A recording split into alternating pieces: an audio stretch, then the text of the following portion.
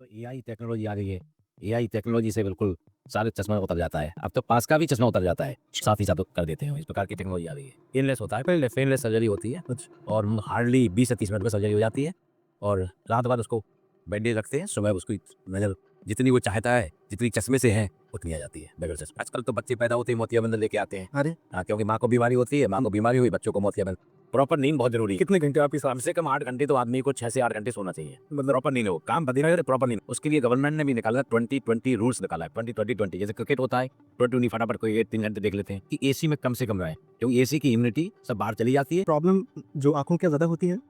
इससे बहुत समस्याएं आती हैं। सबसे पहले तो क्योंकि मोबाइल या स्क्रीन से बच्चे पास से देखते हैं और देखने के कारण को मायोपिया, निकट दृष्टि दोष हो जाता है। अरे! क्योंकि आँख का रूप जो होता है वो बदलने लगता है मायोपिया के लिए और वही सिग्नल दिमाग पर जाते हैं, जिससे दिमाग भी कहता है इनको पास का ही देखना है, इसलिए मायोपिया हो जाता है, माइनस के नंबर लगना शुरू हो जाता है बच्चों को। अक्सर लोगों को ये भी होता है ना कि जब तक कि कोई भी बीमारी अगर नहीं हो जाए या फिर तो फिर दिखाने जाते ही नहीं। वो सोचते हैं कि जो चल रहा है चलने दीजिए। उसको ग्लोकोमा निकलता है, काला मोतिया इसे कहते हैं। अच्छा, ये भी है? रात में जब उसको कॉन्टेक्ट लेंस को नहीं निकाला जाए तो आँख के पुतली के ऊपर घाव हो जाते हैं।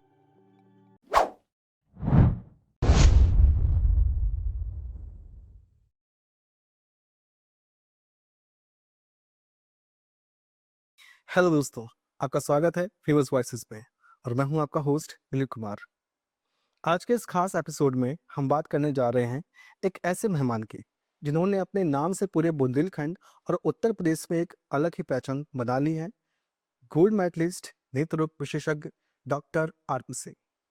आपने अपने प्रशिक्षण काल से लेकर 23 वर्षों की सरकारी सेवा के दौरान 1.5 लाख से अधिक मोतियाबिंद और अन्य छोटे बड़े ऑपरेशन करके प्रदेश में एक अनोखा रिकॉर्ड स्थापित किया है।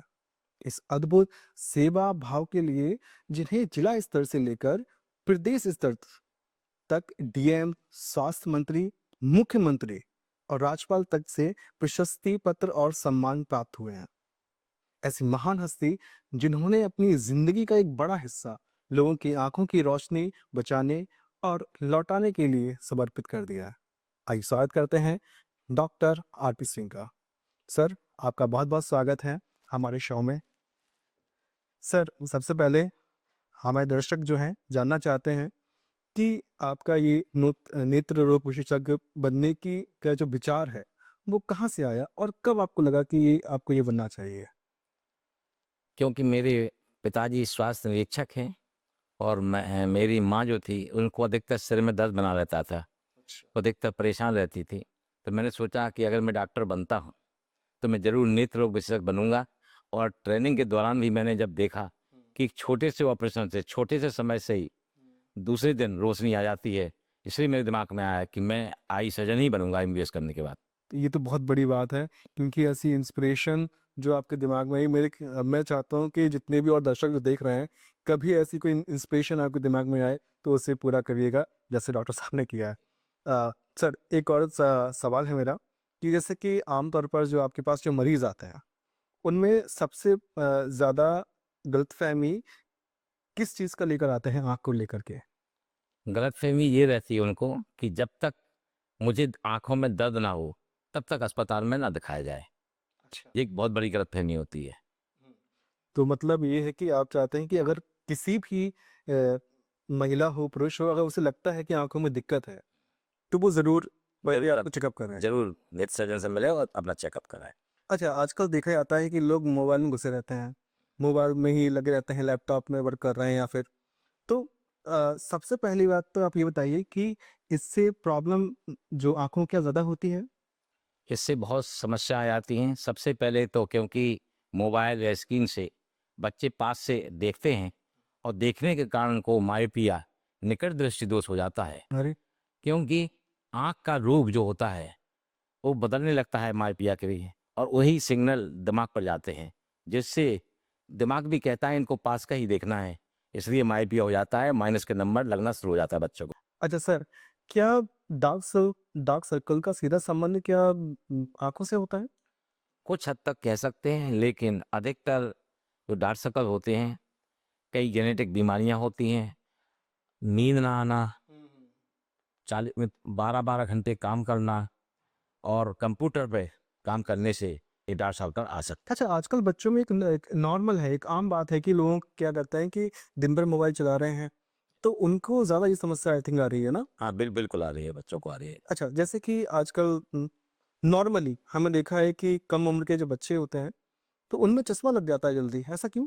वो इसलिए क्योंकि मोबाइल देखने से 2 साल तक तो बच्चे को मोबाइल नहीं देना चाहिए। और जब मोबाइल पे रहते हैं तो वो मैंने पहले भी कहा है कि इससे आँख का स्ट्रक्चर बदलने लगता है, अरे! आँख की साइज़ बदलने लगती है और ब्रेन पे भी सिग्नल देने लगते हैं और ब्रेन ये सोचता है कि नहीं इसको तो पास का ही देखना है, इसलिए उसको निकट दृष्टि दोष शुरू हो जाता है। तो ये तो हर सभी के सभी असल में सभी के लिए जो भी पास का ज़्यादा देखेंगे, मोबाइल देखेंगे खास तौर से, उनके लिए होता है। बच्चों में खास तौर से हो जाता है। ये तो बहुत बड़ी समस्या है मेरे ख्याल से। सर, जैसे कि हम एक सवाल और है कि क्या आँखों का नंबर जो बढ़ना, क्या इसे रोका जा सकता है किसी भी तरीके से? अगर हाँ, नहीं, रोका तो नहीं जा सकता है, लेकिन सही नंबर को लगातार लगाने से नंबर की जो गति है बढ़ने की, वो रोक सकते हैं और अच्छे ग्लास, अच्छी क्वालिटी के ग्लास लगाना चाहिए। अच्छा, तो जैसे कि अगर आप सस्ते ग्लास लगाते हैं तो उसमें प्रॉब्लम। उसे प्रॉब्लम आ सकती है। अच्छा, लोग कहते हैं कि जितना ज़्यादा चश्मा पहनोगे तो उतना नंबर बढ़ेगा, क्या इसमें कोई सच्चाई है? ऐसा नहीं है, ऐसा नहीं। लेकिन हाँ, नंबर ज़रूर आपको सही नंबर लगाना चाहिए, जिससे जो दर है उसकी कम हो जाएगी। बढ़ने की जो दर होती है, वो कम हो जाती है अच्छा। और 21-22 साल तक नंबर स्थिर हो जाता है, यदि आप लगाते रहे तो। इसके बाद बढ़ने की उम्मीद कम रहती है। तो अगर तो सजेशन आपका यही है मतलब कि अगर आपका चश्मा लगा हुआ है, तो आप रोज़ पहने और प्रॉपर पहने। प्रॉपर पहने। अच्छा, इसमें दर्द भी होता है कि अगर आप नहीं लगाते हैं चश्मा? हाँ, बेस्ट आई स्ट्रेन रहेगा, प्रेशर पड़ेगा, फ़ोकस करने में दिक्कत होगी, लालामी होगी, खुजली होगी, इस तरह की समस्या होती है। हेडेक रहेगा। हाँ, बिल्कुल सर। अच्छा सर, एक और है कि जैसे कि होता है कि लड़कियाँ जो हैं काजल या आई मेकअप लगाती हैं, तो उससे कोई आपको नुकसान होता है? नहीं, अगर ऑप्थेल्मोलॉजिकल टेस्टेड है, अच्छी काजल है, सुरमा है, तो लगा सकते हैं, लेकिन मेकअप शेयर ना करें। अच्छा, लोग घर में भी तो बनाते हैं हाँ, और ज़्यादा मेडिकेटेड काजल जो आते हैं, उसको ना लगाएँ अच्छा। और जल्दी में उसको धो लें। जैसा मेकअप धोते हैं, उसको धो लें। नहीं तो आँख में खुजली और भी एलर्जी की समस्याएँ आ सकती हैं। हाँ, इससे बेहतर है कि अपना प्रिकॉशन लेके। प्रिकॉशन लें।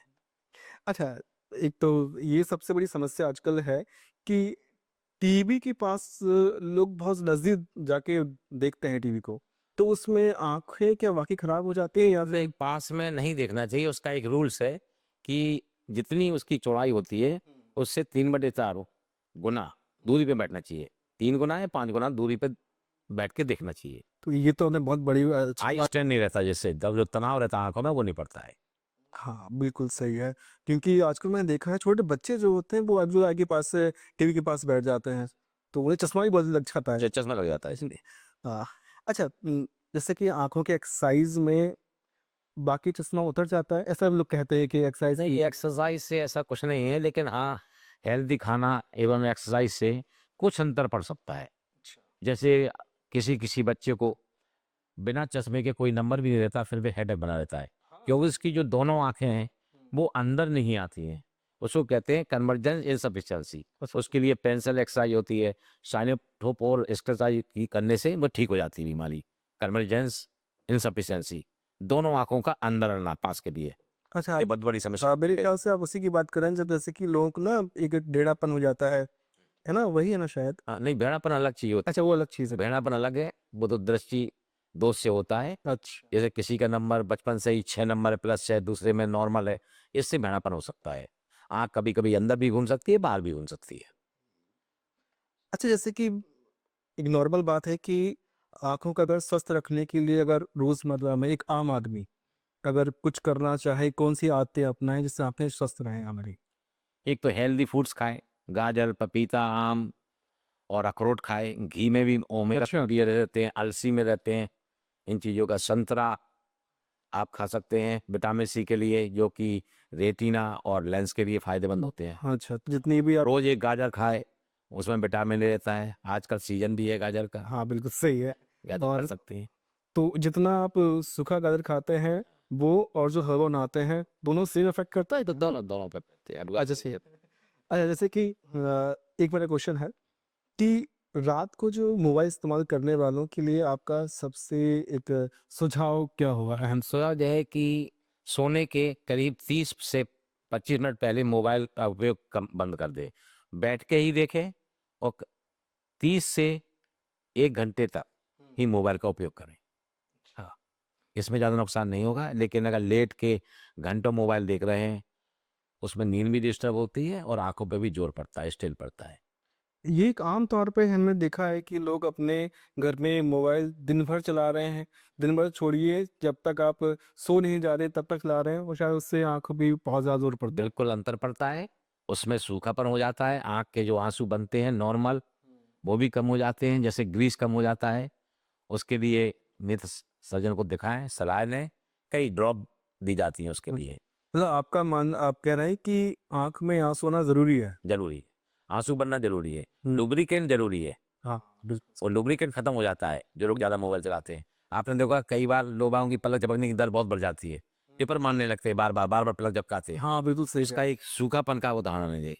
जरूर उसको सूखापन होगा, अगर टेस्ट कराएंगे तो उसको ड्राई आई निकलेगी। अच्छा, क्या वो सही भी हो जाता है? हाँ, सही हो जाता है बिल्कुल।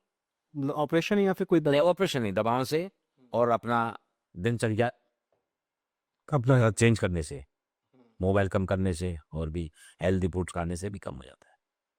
अच्छा, सर आँखों की जाँच कब-कब करानी चाहिए?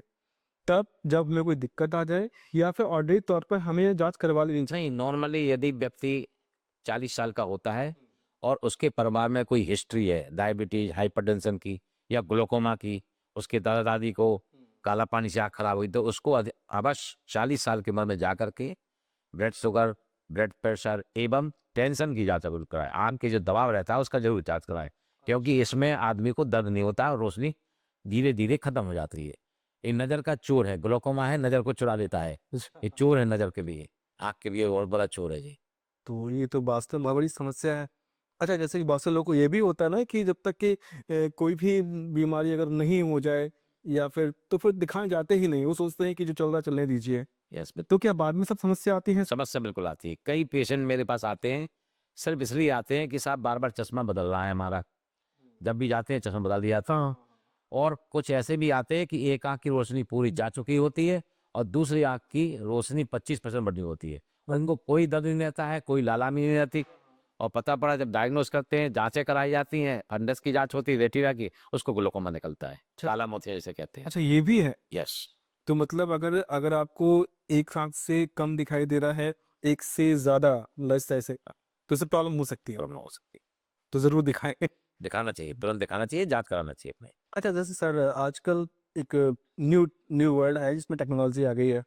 तो आज के समय में आँखों के इलाज में कौन-सी ऐसी नई तकनीक आ गई है जिससे आँखों की रोशनी आ सकती है या फिर कुछ ऐसा हो सकता है? नहीं, जांच ही करी जा सकती हैं, आज अत्याधुनिक जांचें आ गई हैं, ओसीटी आ गई है, रेटिना की पूरी जांचें हो जाती हैं, टोपोग्राफी से कॉर्निया की जांचें हो जाती हैं।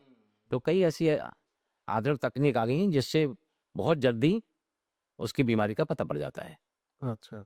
आँखों में। अच्छा, जैसे कि एक नया ट्रेंड चला है कि लोग क्या है चश्मा नहीं पहनते हैं और वो सिर्फ़ जो लेंस चेंज लगाते हैं। तो क्या वो सही होता है? मतलब नहीं, कॉन्टैक्ट लेंस का भी कई प्रकार के आते हैं। एक तो 8 घंटे ही लगाते हैं कई लोग, एक एक्स्ट्रा होते हैं। यदि रात में जब उसको कॉन्टैक्ट लेंस को नहीं निकाला जाए तो आँख के अंदर काफ़ी समस्या हो जाती हैं। आँख के पुतली के ऊपर घाव हो जाते हैं, रेडनेस रहती है और महीनों लग जाते हैं इसको ठीक करने के लिए। इसलिए रात में अवश्य कॉन्टैक्ट लेंस बता रहे हैं। सिर्फ़ रात में नहीं, अगर जभी भी आप सो रहे हैं। हाँ, जब मैं सो रहे हैं, अगर आप आराम कर रहे हैं तो उसको निकाल के रखें, ये रात भर ना लगाएं। ये आपने बहुत अच्छी बात बताई है क्योंकि बहुत सी ऐसी लड़कियां हैं या महिलाएं हैं वो हमेशा क्या है कि चश्मा पहनने से ज़्यादा वो प्रेफर करती है कि लेंस लगा ले लेंस लगा। और उससे ये भी होता है कि वो सुंदर भी दिखती है। यस। अच्छा, एक चीज़ और है, एक मेरे नैसिक जानने वाले हैं, उनका एक क्वेश्चन था कि जैसे कि उनकी आँखों में एक जाला-सा लगता है, उन्हें लगता है कि जाला-सा है या कुछ, तो उसकी कोई प्रॉब्लम होती है या फिर अपने आप सही हो जाता है? अगर आँख के सामने जाला हो रहा है, कुछ धब्बे दिख रहे हैं काले-काले, तो ये प्रॉब्लम हो सकती है, उसकी रेटिना की जाँच तुरंत कराना चाहिए। अच्छा, तुरंत में चाहिए। क्या आजकल ऐसा इलाज आ गया है जिससे चश्मे हमेशा के लिए से छुटकारा मिल सकता है? हाँ, बिल्कुल इलाज आ चुका है, लेसिक लेजर आ गया है, कंटूरा ऑपरेशन आजकल तो होने लगे हैं, सिल्क ऑपरेशन है, अब तो एआई टेक्नोलॉजी आ गई है। एआई टेक्नोलॉजी से बिल्कुल सारे चश्मा उतर जाता है, अब तो पास का भी चश्मा उतर जाता है, साथ ही साथ कर देते हैं, इस प्रकार की टेक्नोलॉजी आ गई है। तो ये बिना ऑपरेशन के होता है या फिर नहीं, ऑपरेशन तो होता ही है। हाँ, उसकी परत निकाली जाती है, तकलीफ कॉर्निया नहीं, पेनलेस होता है, पेनलेस सर्जरी होती है अच्छा और हार्डली 20 से 30 मिनट में सर्जरी हो जाती है और रात भर उसको बैंडेज रखते हैं, सुबह उसकी नज़र जितनी वो चाहता है, जितनी चश्मे से है उतनी आ जाती है बगैर चश्मे के। तो ये तो बहुत बड़ी बात बहुत है। अच्छा, लोग ये कहते हैं कि आंखों में पर्दा आ गया है, तो ये क्या मोतियाबिंद होता है या कुछ और है? आमतौर पे पर्दा कराना जो ग्रामीण स्तर से है वो मोतियाबंदी है। अच्छा मोतियाबंद कहते हैं इसको, कि अगर पर्दा पड़ गया, दिख नहीं रहा है, न दूर का दिख रहा है न पास का दिख रहा है, तो मोतियाबिंद ही हो सकता है, उसकी जांच करा के ही पर मालूम हो जाता है। अच्छा सर, अच्छा, जैसे कि मोतियाबिंद मान भी लें तो किस उम्र से ये स्टार्ट हो जाता है, शुरू हो जाता है? ये आजकल ये जवान लोगों में देखा जा रहा नहीं, है। मोतियाबिंद का किसी उम्र में ही हो सकता है। अधिकतर एज जो है, एजिंग कैटरेक्ट जैसे बोलते हैं, 55 से 60 के बीच में होता है, लेकिन यंग लोगों में बहुत ज़्यादा हो रहा है, क्योंकि डायबिटीज यंग लोगों को हो रही है, ब्लड प्रेशर हो रहा है, रेडिएशन हो रहा है, कहीं काम करते करते चोट लग जाती है और कई कंजेनाइटल बीमारी हो जाती हैं, हाइपोथायराइड हो जाता है, जिसको डायबिटिक वालों को तो बहुत जल्दी मोतियाबिंद हो जाता है। तो ऐसी कई तो चीज़ें हैं, मतलब कई क्या बीमारियां क्या होती है जो बहुत ज़्यादा डायबिटिक पेशेंट होता है? आजकल तो बच्चे पैदा होते ही मोतियाबिंद लेके आते हैं। अरे हाँ, क्योंकि माँ को बीमारी होती है, माँ को बीमारी हुई, बच्चों को मोतियाबिंद सहज ही पैदा होता है, अच्छा, तो तुरंत पैदा होते ही। तो क्या ये अनुवांशिक है? अनुवांशिक भी होता है, तो देखा गया है कई बार अनुवांशिक होता है, कुछ बीमारियां होती हैं जो कि अनुवांशिक चलती है, जिससे मोतियाबिंद बच्चे को हो जाता है। अच्छा हाँ। अच्छा, जैसे कि मानिए इसके शुरुआती जो लक्षण हैं वो क्या होते हैं, और आम लोग जैसे मुँह से नज़रअंदाज कर लेते हैं, तो उनके लिए क्या सलाह रहेगी आप? शुरुआती मोतियाबिंद का लक्षण होता है कि गिलेयर हेलोस बहुत लगेगी, जब गाड़ी चलाएंगे चमक बहुत होती है। दूसरा, अगर आप चंद्रमा की तरफ देखेंगे तो कई चंद्रमा दिखेंगे, एक चंद्रमा कई चंद्रमा, ये मोतियाबिंद का लक्षण होता है। ना उसको पास का दिखाई देता है ना दूर का दिखाई देता है। नहीं, तीसरा लक्षण ये भी होता है, उसको दर्द कभी नहीं होता है, ना लालानी होगी ना दर्द होगा ना कोई पेन होगा। ये मोतियाबिंद का सिंपल नहीं मतलब पूरी तरह से नहीं दिखाई देता है, यहाँ पे तो दिखाई देता नहीं, कम दिखाई देता है, धुंधला दिखाई देता है। अच्छा। धुंधला दिखता है, शुरुआती लक्षण धुंधला दिखेगा। अच्छा, तो क्या ये देखा जाता है कि डायबिटीज़ वाले लोगों को बहुत ज़्यादा मोतियाबिंद की शिकायत रहती है? हाँ, डायबिटीज में थोड़ा सा ब्लड शुगर बढ़ने से उसकी जो कैटेक्ट में चेंजेस शुरू हो जाते हैं बहुत जल्दी। अच्छा। तो कैटेक्ट जो पारदर्शक है वो अपारदर्शक होने लगता है, बहुत जेसी में होता है डायबिटीज में सबसे तो मैंने कहा सबसे बुरी चीज़ है ऐसा डायबिटीज। अच्छा। डायबिटीज तो बहुत खतरनाक है, अच्छा आँख के लिए खास तौर से। हाँ, सर, ऑपरेशन के बाद कौन-सी ऐसी गलतियाँ लोग ज़्यादा करते हैं, जिससे दिक्कत और बढ़ जाती है मोतियाबिंद वालों को? जो भी डॉक्टर के द्वारा सलाह का एक पर्चा दिया जाता है, पीछे हम तो जो पर्चा देते हैं सब प्रिंटेड है, उसमें सब लिखा होता है किस चीज़ का प्रयोग करना है, धूल धूप धुआं से बचाव रखना है, अपने गंदे हाथ आँख में नहीं लगाना है और 25 दिन तक नहाना नहीं है। अगर आप आँख की सफाई करते हैं तो उबली हुई रुई से खौल जाए 15 मिनट, फिर उबली हुई रुई से निचोड़ करके उसको साफ करें। आजकल तो टिश्यू पेपर आ गए हैं, टी वाइप्स कहते हैं, उससे भी आप साफ कर सकते हैं। मुझे वो ध्यान है, तो वो आसानी में रहती है ना? सही रहती। चलिए। तो डॉक्टर साहब, जैसे कि आप मुझे बताएँ हमारे दर्शकों को कि भारत में ये दृष्टिहीनता के सामान्य कारण कौन-कौन से होते हैं, जिसकी वजह से ये बहुत ज़्यादा होता है? दृष्टिहीनता का मतलब आपको सबसे पहले मैं बता दूं, दृष्टिहीन वो है जिसको 3 फीट से अच्छा। उंगली ना दिखाई दे, काउंट फिंगर 3 फीट, वो भी दृष्टिहीनता में आ जाता है। अच्छा। और विश्व में 450 लाख लोग अंधे हैं दृष्टिहीनता के, ब्लाइंड नहीं है, जिनको 3 फीट से उंगली ना दिखाई दे वो भी विकलांगता में आते हैं। अच्छा। हाँ, इसलिए और भारतवर्ष में जो है 125 लाख करीब विकलांग हैं अंधापन से। और सबसे मुख्य कारण है कैटरेक्ट, फिर दृष्टि दोष, ग्लोकोमा, डायबिटीज, हाइपरटेंशन, चोट का लगना, कॉर्नियल ओपेसिटी ये आदि आदि। ये तो किसी को भी हो सकता है। किसी को हो सकता है, ये मुख्य कारण होते हैं, जिसमें सबसे बड़ा जो परसेंटेज है वो कैटरेक्ट का है और दृष्टि दोषों का बच्चों में।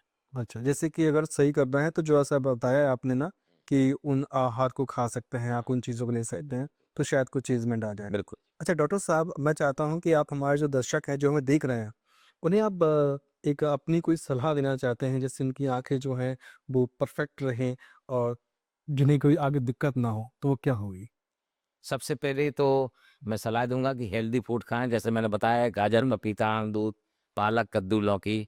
अगर नॉन-वेज खाते हैं तो अंडे, मछली भी खा सकते हैं, जिसमें सारे विटामिन्स मिलते आते हैं और ओमेगा फैटी एसिड बहुत ज़रूरी रहता है।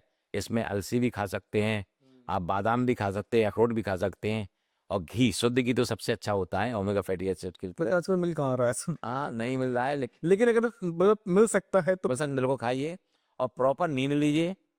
प्रॉपर नींद बहुत ज़रूरी है। कितने घंटे आपके हिसाब कम से? से कम 8 घंटे तो आदमी को 6 से 8 घंटे सोना चाहिए। मतलब प्रॉपर नींद हो, काम बंद अगर करे प्रॉपर नींद हो। अगर बच्चे हैं, तो उनके लिए कितने घंटे की नींद होनी चाहिए आपके हिसाब से? नींद 8 घंटे कम से कम, बच्चे तो छोटे होते हैं, छोटे वालों को नहीं 8 घंटे कम से कम। और हम जैसे यंग लोग हैं, वो तो 4-5 घंटे सफिशिएंट होता है, उम्र जैसे-जैसे बढ़ जाती है, 4-5 घंटे सफिशिएंट होती है। बस ये आपकी अच्छी सलाह थी हमारे दर्शक। और आजकल जो बच्चे में बीमारी हो रही है, सिंड्रोम जिसे कहते हैं ड्राई आई सिंड्रोम, उसके लिए एक ही सलाह है। अभी जो 9 अक्टूबर को विश्व दृष्टि दिवस में एक थीम दी गई थी, लव योर आइज, अपनी आंखों से प्यार करें। उसके लिए गवर्नमेंट ने भी निकाला था 20-20 रूल्स निकाला है, 20-20-20 जैसे क्रिकेट होता है, 20 फटाफट कोई 3 घंटे देख लेते हैं, तो 20 मिनट तक आपको मोबाइल पे काम करना है। इसके बाद 20 सेकंड के लिए दूर, 6 मीटर दूर पे आपको देखना है थोड़ी देर के बीच, 20 सेकंड के लिए। उस बीच में अपनी पलकों को भी झपकाएं, जिससे लुब्रिकेट हो। दूसरा, अधिकतर और लोगों को सलाह ये है कि एसी में कम से कम रहें, क्योंकि एसी की ह्यूमिडिटी सब बाहर चली जाती है, तो आँख में सूखापन का भी दूसरा एक कारण है, एसी में रहना अच्छा, तो और मतलब स्क्रीन पे रहना, दोनों से आँसू कम होने लगते हैं। तो ये सलाह है कि एसी हाँ, आजकल मैं देखा है कि लोग में कम रहें। लोग अपने घर में हर जगह एसी में ही रह रहे हैं, तो आँखों से मतलब दिक्कत होगी उससे। दिक्कत है। और 20-20-20 है, उसका फॉलो करें, 20 मिनट काम करें, 20 सेकंड ऑफ, फिर 20 मिनट, फिर 20 सेकंड ऑफ, या घूमने टहलने निकल जाएं, थोड़ा 20 सेकंड के लिए घूम लें, या खिड़की खोल करके सामने देखें। कोशिश करें जो भी मोबाइल लैपटॉप हो वो उस खिड़की के सामने रखें, ये खिड़की से दूर देख सके और बीच में पलक भी झपका सकें, क्योंकि नॉर्मल जो आदमी की पलक झपकने की दर होती है नॉर्मल, वो 16 से 18 है। और जब आप कंप्यूटर पे काम करते हैं तो 1 या 2 बार झपकती है, कभी-कभी तो 1 बार भी नहीं आप झपकती है। बिल्कुल सही कह रहे हैं आप। अब वो झपकना ज़रूरी है, झपकेगी तभी तो लुब्रिकेंट कॉर्निया के ऊपर आएगा। ये आपने अच्छा बताया, क्योंकि मुझे भी कभी-कभी लगता है कि जैसे मैं बहुत कम पलकें झपकाता हूँ।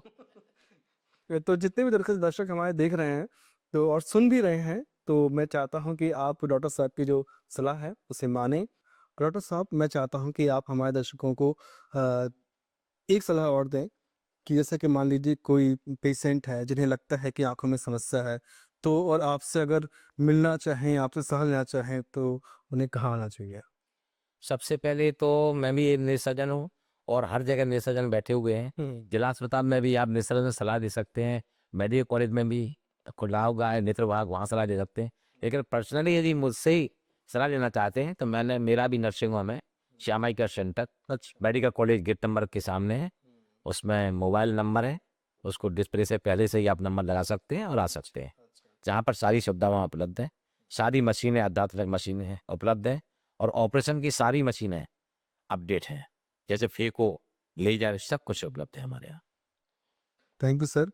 जैसे कि इस तरह से आपने सारे डाउट्स लोगों के क्लियर कर दिए गए हैं और मैं चाहता हूँ कि फिर कभी अगर आपसे मुलाकात हो दोबारा, तो इसी जज्बे से जिस तरह से आपने जवाब दिए हैं और आगे भी हमसे मिलते रहेंगे।